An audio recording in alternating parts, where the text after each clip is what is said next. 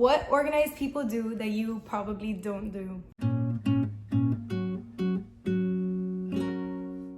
Hi guys, welcome back to my channel. If you're new here, my name is Karina. Recently I realized that I'm not really making the videos I want to be making. I love my videos, of course. My videos, I did pour my heart and soul into them, but I do want to start making videos that are more organization based, and not just organization in the way that you might think, not just organization with your room and your things, but organization with the things that you do and the things that you plan, and also the organization in your own head. I believe that that is so important to lead a more purpose and driven life. Just a quick little update. If you want to see more videos like that, make sure to please hit the subscribe button, give this video a thumbs up, and let's just get into what organized people do that you probably don't do.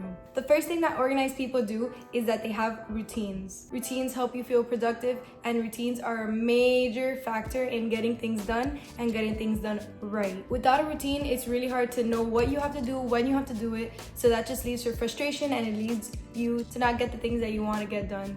The second thing that organized people do is they write everything down. It is really important to remember that our brains are not made to remember every single thing that we have to do at every single moment of every single day. It just leads for more stress and more mental space that you could be using on something else that you love to do, instead of worrying about things that you have to do because you feel like you're forgetting something at all times. A pro tip that I can offer you that I do that really helps is that I use my notes app on the iPhone. So whenever you remember something that you need to do and you really don't have time to write it down, you just open up your notes app, jot it down, and I recommend to leave the app open, so you know when I'm sure all phones have this, but when you're closing your apps, don't close your notes app, because then later on in the day when you're kind of going through your phone and closing all your apps, cleaning up our notification, etc., your notes app is open, you see the note there because it gives you a preview, and you remember, oh, I need to do this. I really don't recommend writing things down in paper because it could get lost, you forget it's there, and it's just not as reliable as your phone that you're gonna use almost every single day,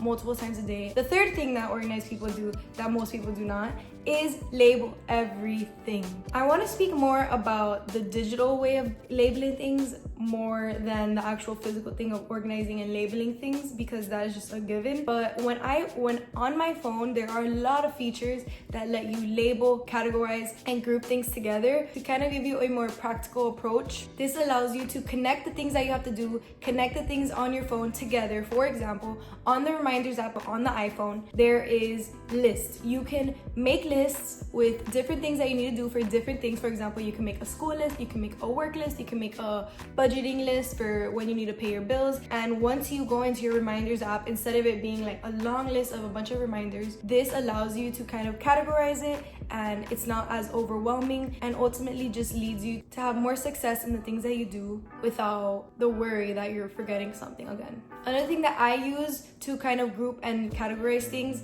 are the calendar app. You can make different types of calendars on the iPhone as well, and you can even color coordinate them for school, for work, for any appointment that you have, for just life. I have one for life, for like anytime I want to like hang out with a friend or whatever. I know that that's what I have to do. I don't overbook things, and I'm not worried about, oh my gosh, I thought I had something today and I forgot what it was. The fifth thing that organized people do is that organized people do not get distracted. Of course, there is room for error. Not every organized person is perfect. Of course, organized people get distracted, but for the most part, organized people focus on one task at a time. They don't try multitasking, because again, multitasking is just not an effective way of getting things done. You are so likely to forget that you're doing something and you didn't finish the previous task, even though you feel like you did. Personally, when I'm at work is a perfect example. If I try to do 2 tasks at one time, I would likely feel even more stressed at the fact that, did I do that first thing correctly? Maybe it's because as an organized person, I want everything to be done very routinely, and I want everything to get done to completion. So that little nagging inside of me kind of activates, and it stresses me out. Quantity is not better than quality. If you are focusing on so many things, it is very likely that the quality of the things that you're doing are just taking a hit, and that's just not something you want to do. When you're doing things, make sure to give your full attention to the thing that you're doing, and then move on to the next thing. The sixth thing that organized people do that you probably do not do is use calendars. As an organized person, you want to have everything that you need to do somewhere that you will remember them. This, again, removes the opportunity for you to double book something, and for you, again, to not think I think I had something that day, and then you completely forget. Again, stressing you out. I try not to fill my day to the time, to the minute, because it is just very unrealistic that something won't pop up. Life happens, something pops up, and it ruins your schedule. You don't want that to happen to you, so set realistic goals for yourself in your calendar. Or you can just use your calendar for the things that you need to do. For example, I have a planner, and in that planner, I put all of my homework, all of my things that I need to do for the week. But then on my phone, I use the calendar for things that I need to do in terms of commitments, so appointments, school, classes, hanging out with friends, doctor's appointments. I put that in my phone. That's more of a way for me to remember, oh, this is what I have to do. But in my calendar, in my planner, I use that to plan my day. It has an hourly schedule, and then it has like a to-do list, and that is how I plan my day. But again, set realistic standards for yourself. It is very unrealistic for you to get exactly minute by minute your day done unless you're very committed every single day, and we're only human. It's very likely that you'll have an off day, and you just don't want that to make your off day even worse by making you feel that you did not accomplish what you wanted to accomplish. The seventh thing that organized people do that you probably do not do is that organized people do everything when they think about it. In theory, it seems really annoying, or it seems very easy. You think of something, you do it right away. But it's actually easier said than done. When you're in the moment, you just don't want to do something. It happens to everyone. It happens to organized people as well.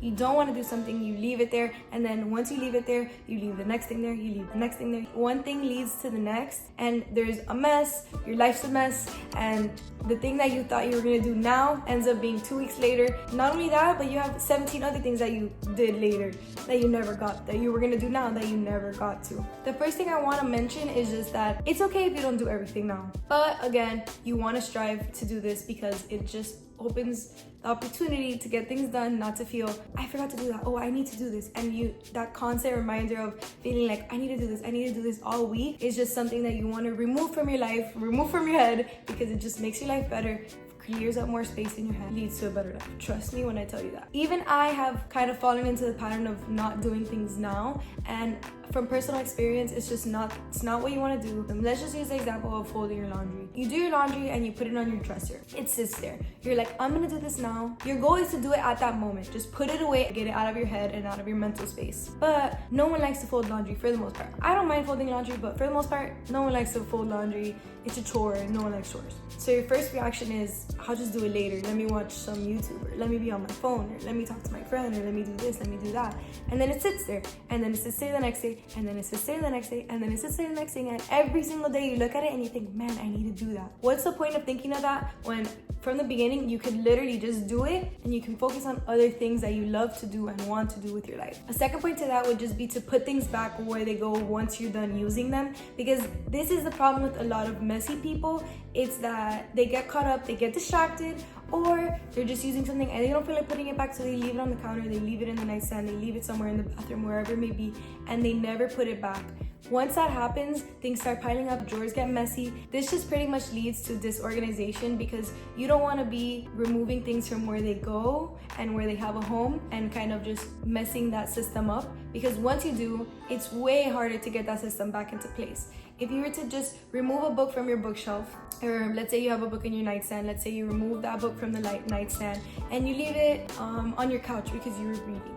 Then you remove another thing from your nightstand. Oh, and then you get the cream from your bathroom and you leave it in your nightstand, and then you get the charger and then you bring your purse and you put it in there, and then one thing leads to the next and you have a super disorganized drawer. You do not remember how to put everything back together. It becomes very overwhelming, it becomes very time consuming, and very unlikely that you'll get to it in the near future. The eighth thing that organized people do is that they are very mindful of the things that they have to do. Organized people do not get caught off guard. Organized people are always expecting something to happen. They always have a backup plan. They always have a system, a reminder, an alarm, something written down that reminds them of the things that they need to do and the things that they expect to happen in their lives. With this being said, disorganized people often get caught off guard and they often deal with things as they come. This leads to a very disorganized lifestyle. You don't expect your bills to come that day and you planned to organize your house. Now you have to deal with your bills and you can't organize your house.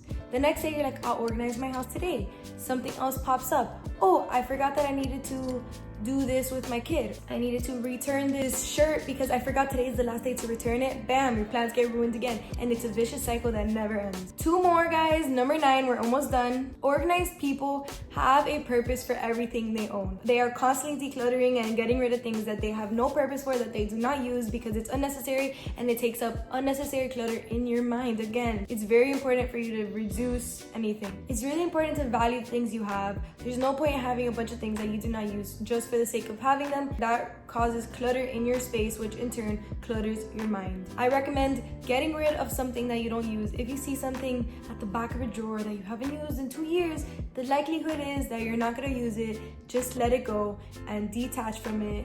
You'll probably not even remember that it was there or that you got rid of it by the next day. Trust me when I tell you that. Lastly, and most importantly and most effective, I can say, is that organized people automate everything. Everything that they can, at least. Reminders, alarms, automatic payments, whatever it may be of that sort. You get the gist. Try to get as much off of your personal responsibility and take away the possibility that you'll make a mistake and you'll forget, because we are only human and it is very likely that we might forget something, whereas our phones or an automatic payment will not fail us. It does not do you any wrong to ask for help. Most people think that organized people are like such control freaks, and while that may be true, it does not remove the fact that organized people can also forget things and do also need help. This allows organized people to focus on things that they actually want to focus on. It is very important for everyone to focus on the things that they want to do. No one likes to focus and stress about things that could be prevented. So with that being said, I hope you guys liked the video. I relate to these points so much, and if you don't relate to these points, don't you worry. Everyone can get to this point. It just takes a lot of practice, and I will definitely help you guys along that journey. If you have any video recommendations, make sure to leave a comment down below. Like this video, subscribe to my channel because a lot of cool videos are coming your way, and I'll see you guys next week.